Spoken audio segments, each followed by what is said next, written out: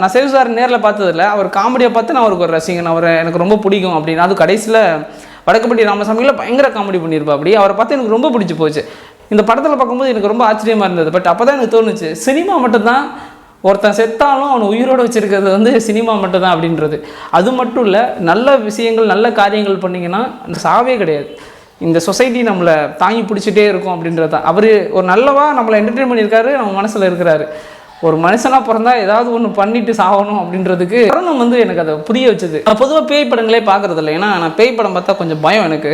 பேய் படமே பார்க்க மாட்டேன். ஏன்னா நான் ஒரு நார்மலான படம் பார்த்தாவே கண்ணை சிமிட்டாமல் பார்ப்பேன். இது முழுவதுமாக உட்காந்து என்ன தான் இருக்குன்னு அந்தளவுக்கு வெறித்தனமாக பார்க்கக்கூடிய நான் பயங்கரமான படம் பார்க்குறதுல ஒரு பைத்தியக்காரன் நான்.